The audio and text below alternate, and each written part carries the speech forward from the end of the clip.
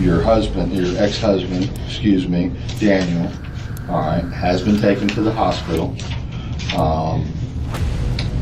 He's not going to survive. Oh my God. On a tranquil morning in Tallahassee, Florida, on July 18, 2014, Dan Markel, Danny didn't treat me very well, and I'm so scared that maybe someone did this. a 41-year-old law professor at Florida State University, FSU, pulled into his driveway at 2116 Trescott Drive, unaware that a hired gunman lay in wait. 2 gunshots shattered the peace, fatally wounding the esteemed academic and devoted father of 2 young sons. Initially perceived as a random act of violence, the incident soon revealed itself as a meticulously orchestrated murder-for-hire scheme, implicating the wealthy and influential family of his ex-wife, Wendy Adelson. This narrative delves into the chilling events of that day, the complex investigation that followed, and the profound consequences for all involved. We extend our deepest sympathies to Dan's family, friends, and community, forever altered by this tragedy.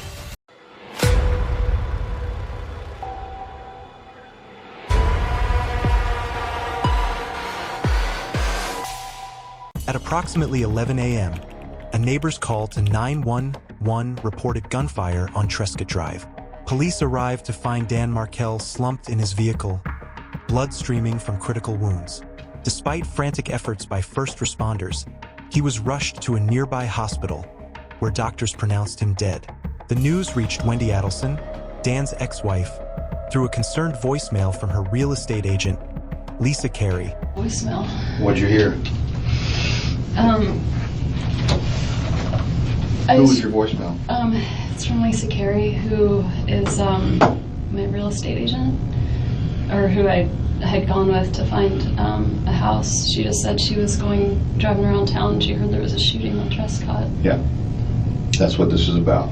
I'm sorry you had to hear it that way. Who had heard of a shooting on Trescott. "I hope you and your sweet boys are okay," Lisa said, her voice trembling.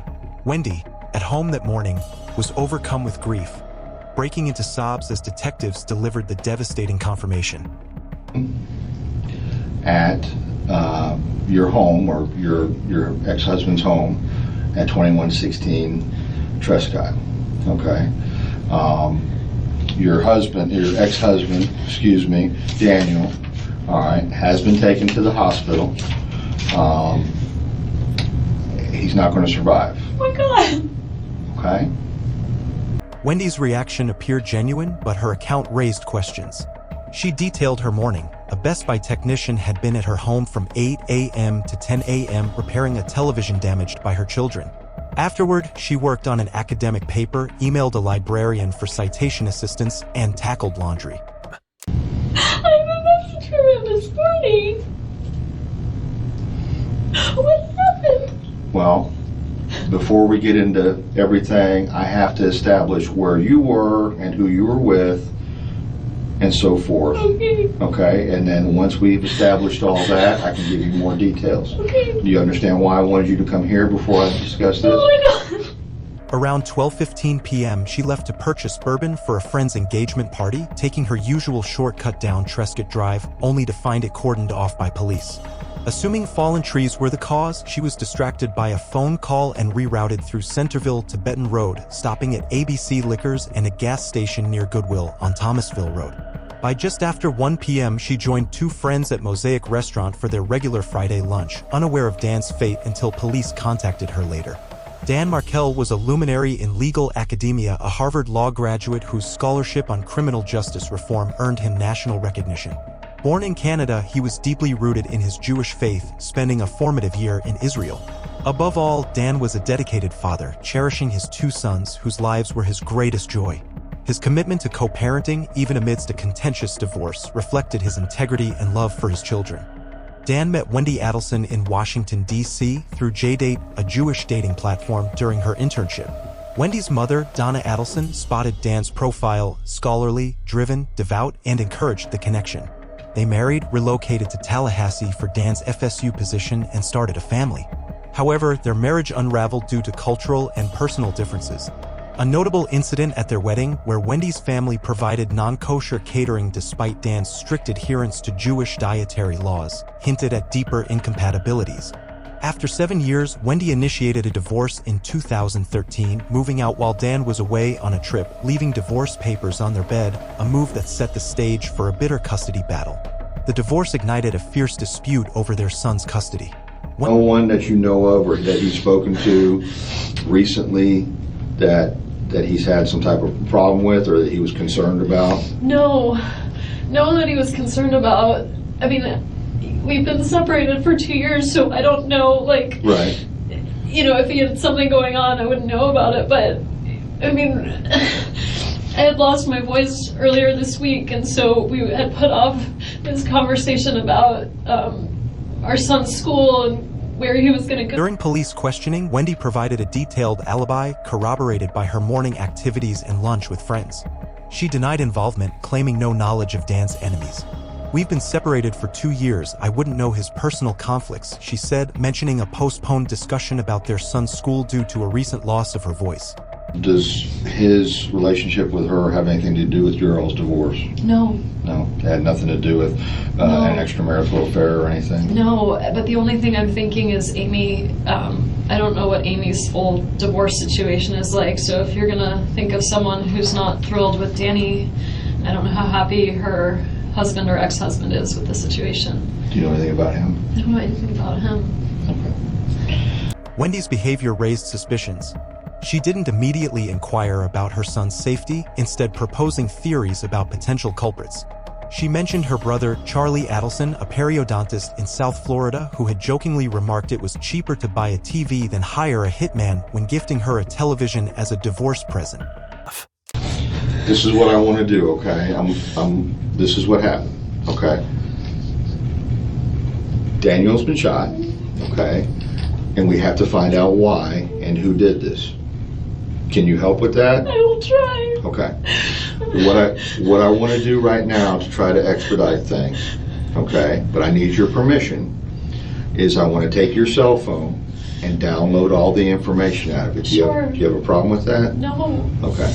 And then we're going to make arrangements for you to get the kids, or we'll get the kids somehow, okay? Because the kids are at daycare, right? Yeah. And they're going to need their mother. Yeah. Okay? Yeah. Okay. Can you do that? Yes. Okay. I have a lot of friends. I know. How do you know that? Well, you had 2 of them up there for a last-minute lunch date, right? Last minute? Well, I mean, you went up there. You're sitting with them. You have friends. I do. What I meant by it is that Danny didn't treat me very well, and I'm so scared that maybe someone did this. Not because they hate Danny, but because they thought this was good somehow. Wendy dismissed it as humor, insisting my family would never do this. However, her rapid defense of Charlie, detailing his busy schedule, driving between offices, and constant work, seemed overly rehearsed, prompting investigators to probe further. Wendy grew up in Coral Springs, immersed in privilege from the Adelson Institute, a lucrative dental practice run by her parents, Harvey and Donna, with Charlie specializing in surgical implants. The family projected an image of success, 2 doctors and a lawyer, but beneath this facade, dysfunction simmered. Donna, the matriarch, wielded significant control, meddling in her children's lives. Her disapproval of her eldest son Robert's wife led to his estrangement, leaving Charlie and Wendy under her sway. Charlie, charming yet impulsive, shared a tight bond with Wendy, often acting as her protector during her acrimonious divorce. The custody ruling against Wendy's relocation enraged Donna, who viewed Dan as an obstacle to her family's plans. Her influence over Charlie, combined with the family's wealth, raised questions about whether their resentment could have escalated to murder. The detective wanted to know more about Charlie. The brother that you're real close to, I have to do a lot of elimination at the same time. The brother that you're really close to, the one that joked about the TV and everything, what'd you say his name was? Charlie. Charlie, and he's in Fort Lauderdale? Yeah. Okay. Tell me what kind of car he has.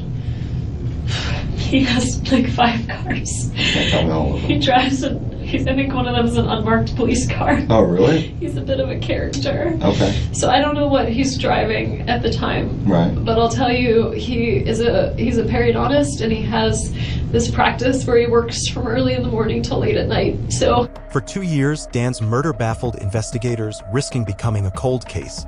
In May 2016, a witness's report of a silver-green Toyota Prius speeding from the scene proved crucial. Surveillance from city buses and intersections captured a Prius with distinctive features: a black passenger side mirror, a missing tow cap, and an odd toll card reader on the windshield, unusual for Tallahassee's toll-free roads. This led to a Miami car rental shop where records showed Luis Rivera and Sigfrido Garcia rented the Prius in July 2014. Phone records confirmed Rivera and Garcia, longtime associates, traveled from North Miami to Tallahassee on July 16, 2014, with their phones pinging near Dan's home on July 17. The shooting occurred the next day. Both were arrested, with Sigfrido charged with first-degree murder and cocaine possession. Unsealed documents revealed a startling connection. Sigfrido's girlfriend, Catherine "Katie" Magbanua, was linked to Charlie Adelson. Katie Magbanua was the critical link between the Adelsons and the hitmen. She was Charlie's girlfriend and Sigfrido's partner, with whom she shared 2 children. Hundreds of phone calls between Charlie, Katie, and Sigfrido in the weeks before the murder suggested a coordinated plot. Luis Rivera accepted a plea deal, pleading guilty to second-degree murder for a 7-year sentence, and implicated Charlie and Katie as masterminds. He claimed Charlie, driven by his mother's fury over the custody dispute, financed the hit, with Katie facilitating communication. Financial evidence bolstered the case. Over $50,000 was deposited into Katie's account, including checks signed by Donna Adelson, despite Katie's lack of employment with the Adelson Institute. Wiretaps captured Charlie and Katie dismissing the investigation as a scare tactic, further incriminating them. Sigfrido and Katie faced trial in 2019, both pleading not guilty. Sigfrido was convicted and sentenced to life, while Katie's trial resulted in a hung jury. Retried in 2022, she was convicted and received life.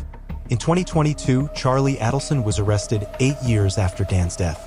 FBI sting operations and enhanced 2016 recordings exposed his role, capturing discussions with Katie about the plot. Convicted of murder, conspiracy, and solicitation, he received life without parole.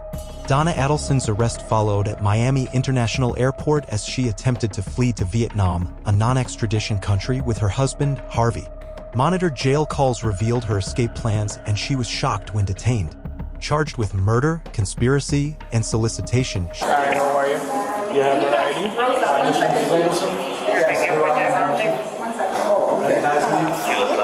You're under arrest. Cell phone? No, I don't want to give it to you. Why do I have to? Because my attorney said not to. Why do I have to give it to you? This is evidence. Evidence. Ma'am, do me a favor. She's under arrest. I have to go with you. I have to go. I have to go. You don't have to go with me. Let me help you out. No, I have to stay. Please don't do this. Don't stay. You need to grab the bags. Take the bags. Yeah. And you need to wait outside. Okay. My husband's almost 80 years old. He can't come with me? Please, can I go? No, you can't join me there. Oh, don't do this, please. Please. Oh, Someone's got God. to help him get home. This is terrible. The couple pleaded with the officers, but it was too late. She was caught. You can't do this. This is insane. Talk to that for me. Is that okay with you? Please. You don't have that with handcuffs on. She's not going anywhere. Please. He was held without bail, later transferred to Leon County Jail. Wendy Adelson has not been charged, but her actions remain under scrutiny. Her failure to ask about her sons, quick theorizing, and family's involvement fuel suspicion. Jeff Lacasse, her ex-boyfriend, described her as manipulative, recalling her admission of lying for convenience and a chilling 2013 comment about Charlie considering a hitman delivered with eerie seriousness. Wendy's sudden distance from Jeff before the murder and lack of contact afterward deepened his doubts. While her alibi holds, investigators continue to explore her potential involvement. The Adelson case reveals how wealth and control can distort familial dynamics, leading to extreme actions. Donna's domineering influence over Charlie, and Wendy reflects narcissistic tendencies, fostering a society where justice prevails over vengeance.